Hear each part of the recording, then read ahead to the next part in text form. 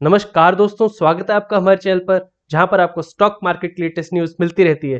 दोस्तों हम बात करने जा रहे हैं विप्रो के रिजल्ट्स के बारे में। क्या रिजल्ट्स आए, क्या कॉर्पोरेट एक्शन लिया गया और आगे क्या हो सकता है स्टॉक्स में, क्या अच्छे गेन्स मिलेंगे लॉन्ग टर्म शॉर्ट टर्म में, कितने समय के लिए शेयर रखना सही होगा। तो आप देख रहे हो काफी टाइम तक रेगुलर वीडियो अपलोड करने के बाद कुछ दिन से वीडियोस नहीं आते क्योंकि कुछ हेल्थ प्रॉब्लम्स हो गई थी और इसलिए वहां पर रेस्ट की एक सख्त जरूरत हो गई थी। तो अच्छे से 3-4 दिन रेस्ट लेकर मार्केट से अपडेटेड होकर हम फिर वापस आ गए हैं। तो आज हम बात करेंगे विप्रो के बारे में। तो रिजल्ट देखते हैं, डायरेक्टली कंसोलिडेटेड रिजल्ट्स देखते हैं हम। तो यहाँ मिलियंस में दे रखा है तो करोड़ में कन्वर्ट कर कर बात करेंगे हम। तो यहाँ पर आप देखिए सितंबर 30 लेटेस्ट क्वार्टर में 15,651 करोड़ की कंपनी की टोटल इनकम आई है, जो थोड़ी सी ज्यादा है जून क्वार्टर से। लेकिन ईयर ऑन ईयर आप देखें तो आपको यहाँ थोड़ी गिरावट जरूर दिखाई देगी। पिछले साल था इसी टाइम 15,875 करोड़। चलिए एक्सपेंसेस अगर कम कर दी जाए कंपनी के इनकम में से तो 12,443 करोड़ के एक्सपेंसेस हुए कंपनी के, तो नंबर क्या आता है प्रॉफिट बिफोर टैक्स का, वो आ जाता है 3207 करोड़ बिफोर टैक्सेस, जो इसी स्टेज पे पिछले क्वार्टर में 3095 करोड़ था और लास्ट ईयर 3134 करोड़ था। तो प्रॉफिट बिफोर टैक्स में हमें थोड़ा इंक्रीज देखने को मिल रहा है। टैक्स एक्सपेंस हटा दिया जाए 7,222 करोड़ का तो टोटल नंबर आ जाता है profit for the period 2,484 crore, 2484 crore का, जो 2561 करोड़ था लास्ट टाइम। तो यहाँ पर आप देख सकते हैं जहां बाकी कंपनीज में थोड़ा इंक्रीज देखने को मिला, जैसे टीसीएस का आपने देखा थोड़ा इंक्रीज देखने को मिला था हमें। हालांकि वहां पर एक्सेप्शनल आइटम की वजह से जरूर प्रॉफिट डाउन हो गया था, पर ऑपरेटिंग प्रॉफिट इंक्रीज हुआ था। तो वहां पर ये नंबर हमें थोड़ा डाउन देखने को मिल रहा है। वहीं पे एचसीएल की तरफ से बताया जा रहा है कि उनका भी रेवेन्यूज 2 से 3% इंक्रीज हो सकते हैं। तो बाकी कंपनी से जरूर कंपेयर करना पड़ेगा विप्रो को। हालांकि स्टॉक भी बहुत स्लो है लेकिन लॉन्ग टर्म में शानदार गेंस दिए हैं स्टॉक ने। उसमें डिविडेंड्स का, कॉर्पोरेट एक्शन जैसे बोनस शेयर्स का, स्प्लिट्स का काफी बड़ा हाथ हो जाता है। लॉन्ग टर्म में आपके पास काफी ज्यादा शेयर्स एक्यूमुलेट हो जाते हैं। तो टोटल कॉम्प्रिहेंसिव इनकम आप देख सकते हैं 2562 करोड़ की, जो 2681 करोड़ थी लास्ट टाइम इसी क्वार्टर में। अर्निंग पर शेयर की बात की जाए तो 4.33 है, जो 4.30 थी लास्ट टाइम, और 4.32 है डाइल्यूटेड। तो अर्निंग पर शेयर में आपको जरूर एक अच्छा खासा इंक्रीज देखने को मिल रहा है अगर आप क्वार्टर ऑन क्वार्टर कंपेयर करें तो। एक पॉजिटिव संकेत है ऐसी कंपनी के लिए जो हमेशा अच्छे रिजल्ट्स प्रोवाइड करती है लॉन्ग टर्म में। तो सेगमेंट वाइज अगर आप देखें तो यहाँ पर आपको दिखेगा कि बैंकिंग एंड फाइनेंशियल सर्विसेज से 4599 करोड़ का रेवेन्यू आया, जो सबसे ज्यादा है। बाकी सेगमेंट से देखिए आप, हेल्थ में, कंज्यूमर बिजनेस में, एनर्जी एंड नेचुरल रिसोर्सेज के बिजनेस में, टेक बिजनेस में, बाकी सब बिजनेस से आप कंपेयर करेंगे तो बैंकिंग एंड फाइनेंशियल सेक्टर काफी अच्छे रेवेन्यू लेके आए। और ऐसा ही कुछ हमें टीसीएस के रिजल्ट में भी देखने को मिला था। तो ये लगातार एक कंसिस्टेंट जरिया है इन कंपनीज का अच्छा रेवेन्यू लाने का, रेवेन्यू में बड़ी डोमिनेंट ग्रोथ दिखाने का। और बाकी आप देख सकते हैं consumer, health, energy, tech business, इन सब से लगभग सेम नंबर आया रेवेन्यू कंपेयर किया जाए तो।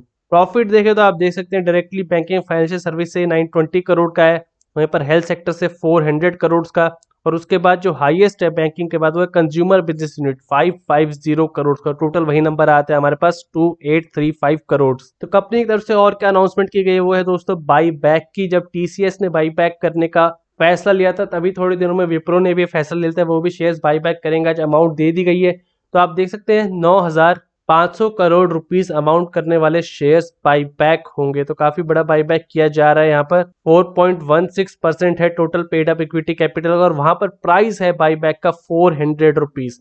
विप्रो का आप शेयर देखेंगे, आज का ट्रेड 375 पर चल रहा है, यानी जो प्राइस अभी चल रहा है वहां से 25 रुपए ऊपर पर किया जाएगा बाई बैक।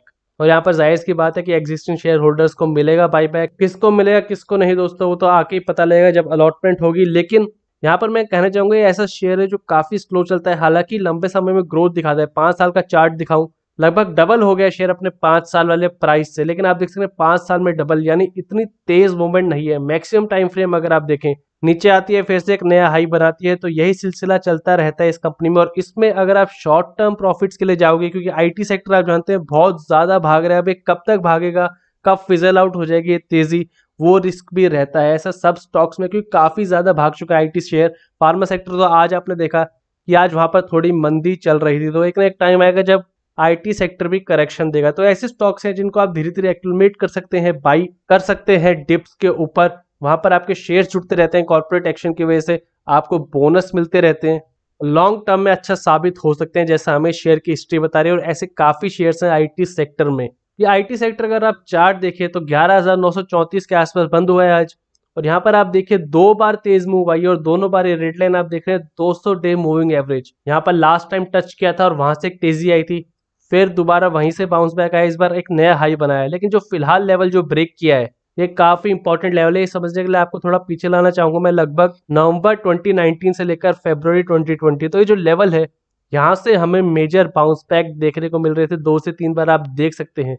तो फिलहाल यही लेवल क्रॉस किया है आईटी सेक्टर ने, तो यहाँ पर अगर टिक नहीं पाए तो जरूर अपने पुराने सपोर्ट पर जाएगा आईटी सेक्टर 11,616 के आसपास। और निफ्टी भी आप जानते हैं लास्ट 2 दिनों से थोड़ी मंदी दिख रही है, तो इस शेयर में आपको शॉर्ट टर्म के लिए बिल्कुल भी राय नहीं दूंगा। थोड़ा नीचे आता है तब आप बाई कर सकते हैं, फिर आप लंबे समय के लिए बाई ऑन डिप्स कर सकते हैं ऐसे शेयर्स में। और भी कंपनीज आप जानते हैं आईटी सेक्टर के, इन्फोसिस, एचसीएल, टीसीएस, तो जो कंपनी आपको सूट करती है, जिस कंपनी के परफॉर्मेंस मैट्रिक्स आपके जो रिजल्ट्स चाहिए आपको शेयर से उसको सूट करते हैं, आप उस हिसाब से ले सकते हैं। और ये शेयर भी लंबे समय में हमेशा अच्छा प्रूव हुआ है।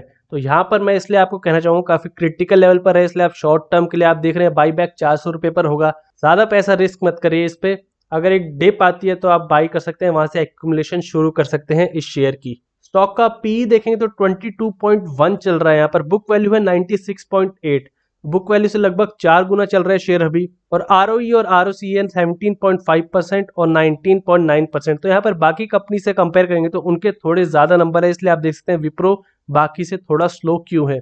यहाँ पर आप पी कंपेयर करें तो टीसीएस तो काफी तेज भाग चुका है, 33.54 हो गया है। तो टेक महिंद्रा और एचसीएल टेक्नोलॉजीज के अलावा सभी कंपनीज का पी काफी ज्यादा हाई हो गया। आप देख सकते हैं एचसीएल टेक्नोलॉजीज काफी स्पीड से ऊपर जा रहा है, लेकिन फिर भी पीई 19.98 है। और यहाँ पर विप्रो का 22.06 और हाईएस्ट आप देख सकते हैं एल&टी इन्फोटेक का 36.17। तो कंपनी लोअर रेंज पे ट्रेड कर रही है प्राइस टू अर्निंग रेशियो की बात की जाए तो। जो हम डिस्कस कर रहे थे कि लंबे समय आप देख सकते हैं 2010 के आसपास 25-27 हजार करोड़ इतनी सेल्स रहती है कंपनी की, जो स्टेडीली इंक्रीज हुई है, अब 61,000 करोड़ तक पहुंच गई है ईयरली। मार्च 2020 में प्रॉफिट्स भी इसी रेट से बढ़े, आप देख सकते हैं 4,520 करोड़ हुआ करते थे, 2015 में 11,224 करोड़ हुए, लेकिन उसके बाद आप देख सकते हैं 12,252 करोड़। जो इन 5 से 6 सालों में हमें तेजी देखने को मिली थी वो फिलहाल देखने को नहीं मिल रही है, इसलिए आप देख सकते हैं स्टॉक स्लो क्यों है। और आप जो आईटी सेक्टर की डिमांड अगर कंटिन्यू रही, यहाँ पर ऑपरेटिंग प्रॉफिट मार्जिन इंक्रीज हुए तो यहाँ पर जरूर एक तेजी देखने को मिलेगी। आप देख सकते हैं कि 22% के आसपास चलता था कभी इसका ऑपरेटिंग प्रॉफिट मार्जिन, जो अब 20% है, ज्यादा इंक्रीज देखने को नहीं मिला है हमें लंबे समय में भी ऑपरेटिंग प्रॉफिट मार्जिन में, जो काफी इंपॉर्टेंट होता है अगर आपको बहुत तेजी से भागने वाले कंपनीज को देखें तो। रिजर्व शानदार है, कंपनी के पास 54,000 करोड़ के हैं, 9068 करोड़ की बोरोइंग्स हैं। हालांकि काफी बड़ी अमाउंट है पर रिजर्व्स के सामने कुछ भी नहीं और कंपनी अच्छे से प्रॉफिट ला ही रही है। प्रोमोटर होल्डिंग आप देखेंगे पिछले 3 साल में तो इंक्रीज ही हो रही है, 73.18% से इंक्रीज होकर अब 74.02% हो गई है। हालांकि बीच में 74.32% तक चली गई थी। तो प्रमोटर्स अपना स्टेक कम करते हैं, दोबारा बढ़ाते रहते हैं, लेकिन काफी बड़ा नंबर है अगर आप होल्डिंग की बात की जाए तो। एफआईआईज आप देखिए 7.84%, तो एफआईआईज ने फिलहाल इसमें पैसा निकालना शुरू कर दिया है। पिछले 3 साल से 10.62% रहता रहा सितंबर में।